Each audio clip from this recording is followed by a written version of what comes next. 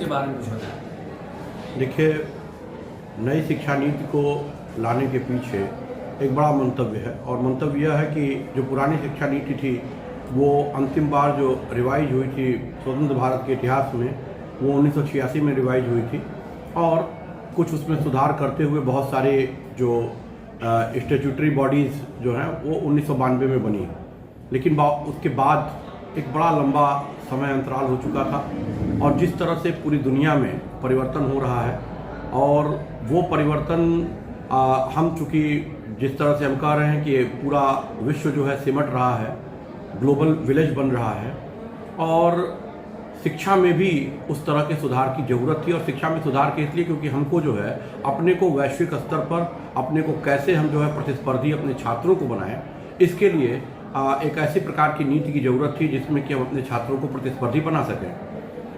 2014 में TSR सुब्रमण्यम, जो कि पहले उत्तर प्रदेश के हमारे मुख्य सचिव हुआ करते थे, उनके नेतृत्व में एक कमेटी बनाई गई। उस कमेटी ने अपनी कुछ बातें बताई। उसके आधार पर फिर 2016 में कस्तूरी रंगन जी के अध्यक्षता में एक कमेटी बनी, 9 सदस्यीय कमेटी बनी, और उसने अभी 2019 में अपना रिपोर्ट प्रस्तुत किया। उसके बाद ये शिक्षा नीति एक ऐसी प्रकार की शिक्षा नीति है जिसमें पूरे देश के लोगों को ओपन डिस्कशन के माध्यम से बातचीत करने के लिए बुलाया गया, और कहा गया कि इसमें आप सुझाव दीजिए, इसकी कमियों को बताइए। लगभग 2 लाख से अधिक लोगों से वार्ता की गई है, और वार्ता पूरे देश में किसी भी कस्बों में, गांवों में, शहरों में, मेट्रो शहरों में, सभी जगहों पर। और उसके बाद फिर जो है इस शिक्षा नीति को लागू करने का सरकार ने प्रयास किया, और 2020 में इस शिक्षा नीति ने मूर्त रूप में आई। और सबसे बड़ी जो बात है कि यह जब मूर्त रूप में आई है शिक्षा नीति, तो उसके बाद जो हुआ कि इसको कैसे लागू किया जाए, क्योंकि आपने तो सुझाव दिया, और सुझाव के आधार पर कहा कि हमको देश में इस तरह का करना है। अभी तक होता क्या था कि हमारा अनुभव है एक महाविद्यालय का, जिसमें प्राचार्य के रूप में हमने दायित्व निर्वहन किया। वहाँ पर एक जो बात देखी कि बहुत सारे बच्चे ऐसे होते हैं जो कि कहीं प्रथम वर्ष में उन्होंने प्रवेश लिया, और किन्हीं कारणों से ऐसी स्थिति आती है कि वो बच्चे जो है आगे पढ़ाई नहीं कंटिन्यू कर पाते हैं। कुछ पारिवारिक दबाव होता है, परिवार में उनकी जिम्मेदारियां होती हैं। उसके बाद वो प्रथम वर्ष छोड़ के चले गए, तो उनके उस प्रथम वर्ष की पढ़ाई का, भले उन्होंने कितने भी अच्छे अंक प्राप्त किए हों, परीक्षा को उत्तीर्ण किया हो, उसके लिए मेहनत की हो, उसका कोई मतलब नहीं होता था। उस मार्कशीट की कोई कीमत नहीं थी। सरकार ने यहाँ पर अपनी तरफ से प्रयास किया, और प्रथम वर्ष के जो बच्चे हैं, अगर प्रथम वर्ष में कोई छोड़ देता है तो उसको सर्टिफिकेट की डिग्री मिलेगी। फिर उसके बाद जो है अगर द्वितीय वर्ष में कोई छोड़ता है तो उसे डिप्लोमा की डिग्री मिलेगी। तृतीय वर्ष में करेगा तो डिग्री होगा, और चौथे साल में जो है उसको जो है डिग्री विथ रिसर्च मिलेगी। जो सबसे महत्वपूर्ण जो इसका आयाम है कि कभी बच्चा, मान लीजिए वो प्रथम वर्ष में 6 साल आपको ग्रेस पीरियड मिलता था, 5 साल बाद आपका कोई वैल्यू नहीं होती थी, लेकिन सरकार ने यहाँ पर ये व्यवस्था की।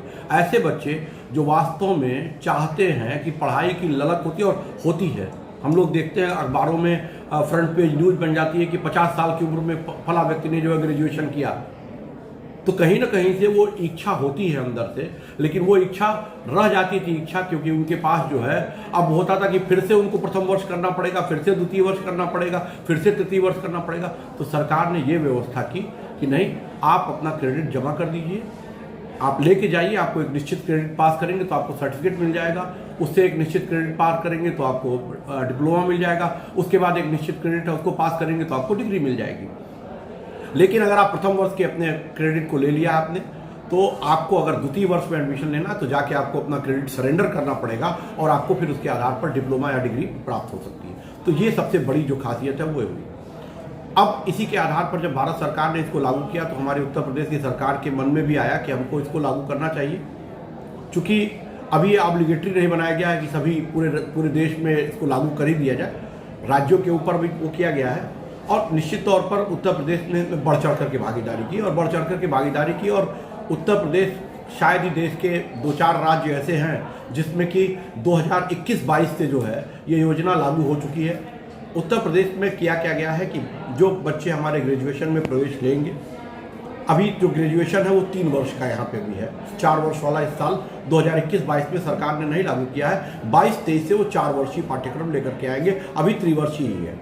जो 21-22 में पाठ्यक्रम लेके आ रहे हैं, बच्चे को जब प्रथम वर्ष में प्रवेश लेगा तो उसको अपने 2 मेजर विषय अपने फैकल्टी जिस फैकल्टी का है, एक मेजर वो सेम उसी फैकल्टी का ले सकता है तो उसे माइनर दूसरी फैकल्टी का लेना पड़ेगा। मान लीजिए तीनों मेजर उसने एक फैकल्टी का ले लिया तो माइनर दूसरी फैकल्टी का लेगा।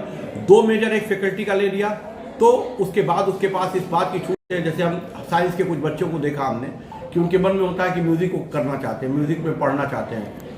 आप देखिए बड़े बड़े संगीतकारों को देखिए, उन्होंने साइंस की डिग्री हासिल की हुई है, लेकिन वो कहते हैं कि हमारे पास म्यूजिक से संबंधित हमारे पास कोई वो नहीं है, अर्हता नहीं है। तो वो चाहें तो अपना म्यूजिक को एक सब्जेक्ट के रूप में ले सकते हैं। फिर ये तो बात हुई कि 3 हम जो है मेजर पढ़ा दिया, 1 हमने माइनर पढ़ा दिया। उसके बाद सरकार ने कहा कि नहीं, अब हमको जो है इन बच्चों को वोकेशनल भी पढ़ाना है। और वोकेशनल पढ़ाने का जो मेन उद्देश्य है कि हम कैसे इनको जो है ऐसा बनाएं कि जिससे कि जैसे गांधी जी की बुनियादी शिक्षा थी, और बुनियादी शिक्षा का जो मुख्य मंतव्य था वो ये था कि पढ़ाई के साथ साथ हम अपने हाथों को भी मजबूत करें। HHH का उनका फिनोमिना था, हेड को और हार्ट को अगर हम मजबूत रखेंगे तो शायद जो है हम कुछ अच्छा इस देश के लिए कर सकते हैं। तो हर व्यक्ति को कुछ न कुछ हुनर आना चाहिए। सरकार ने भी इसी तरफ प्रयास किया है कि कुछ न कुछ हुनर व्यक्तियों को आए, और उसके लिए जो है सरकार ने वोकेशनल की व्यवस्था की है कि बच्चों को वोकेशनल भी पढ़ना पड़ेगा। साथ ही साथ बच्चों को कुछ को करिकुलर भी पढ़ना पड़ेगा। को करिकुलर में वो जो पढ़ाई करेगा उसका केवल उसको पास होना अनिवार्य है, उसका वो नंबर जो है उसके डिग्री के साथ नहीं जुड़ने वाला है। तो ये एक अच्छाई हुई है। और अंतिम बात हुई है, जब बच्चा तृतीय वर्ष में जाएगा तो उसको इंडस्ट्रियल एक्सपोजर दिया जाएगा, और इंडस्ट्रियल एक्सपोजर में उसको जो है हम वहाँ पे उसे प्रोजेक्ट कराएंगे, वहाँ पर उससे हम रिसर्च कराएंगे। हर बच्चे को तय करना पड़ेगा कि किस फील्ड में जाके वो काम करना चाहता है। अब आप ये नहीं कर सकते कि साहब हमको इसका अनुभव नहीं है। जैसे कोई बच्चा पत्रकारिता में काम करना है तो जाइए आप उस फील्ड में काम करिए और वहाँ पे एक्सपोजर आप लीजिए। तो जो आपका जो 11वां और 12वां मैंने 5वां और 6वां सेमेस्टर होगा, वो 5वें और 6वें सेमेस्टर में उसको जो है उसको एक निश्चित तौर पर एक इंडस्ट्रियल एक्सपोजर उसको चाहिए। वो प्रोजेक्ट बनाएगा, अपना डिजर्टेशन बनाएगा और डिजर्टेशन को सबमिट करेगा, और उसके आधार पर उसका जो है वहाँ पर वो जो अंक प्राप्त करेगा वो अंक उसके साथ जुड़ेगा, और साथ ही साथ उसको उस क्षेत्र में अनुभव भी हो जाएगा, जिससे कि अगर उस फील्ड में कुछ काम करना चाहता है तो जा करके फिर उसको परेशान नहीं होना पड़ेगा, वो अच्छे से उस काम को कर सकता है। कुल यही योजना सरकार की है, और सरकार लगी हुई है। निश्चित तौर पर चुनौतियाँ हैं। चुनौतियाँ इसलिए हैं क्योंकि कोई भी नई चीज़ आती है और पुरानी चीज़ को जब आप हटाते हैं और नई चीज़ लेकर के आते हैं तो थोड़ा सा समझ में फेर आता है। थोड़ा सा हम लोगों को भी लीक से हटना पड़ता है। हम लोगों को भी अपने टाइम टेबल में व्यवस्थाएं करनी पड़ रही हैं। हमारे बच्चे वही हैं, वो बच्चा हमारा 3 पेपर पढ़ के 3 विषय पढ़ करके वो मुक्त हो जाता था। यहाँ पर 3 विषय पढ़ रहा है, उसके बाद आपको अन्य जो है उनको आपको को करिकुलर भी पढ़ाना है, उनको आपको वोकेशनल भी पढ़ाना है। तो इसके लिए हम लोगों को व्यवस्थाएं करनी पड़ रही हैं। चुनौतियां हैं, लेकिन निश्चित तौर पर चुनौतियों का हम लोग सामना करेंगे। और जो नई शिक्षा नीति है, क्योंकि हमको अगर बच्चों को अपने ग्लोबली कॉम्पिटेंट बनाना है, हमको वैश्विक स्तर पर अपने बच्चों को ले जा करके विदेश के विश्वविद्यालयों के साथ अपने को स्थापित करना है, तो निश्चित तौर पर हमको इस तरह के प्रयास करने पड़ेंगे। कठिनाइयाँ तो आएंगी ही आएंगी।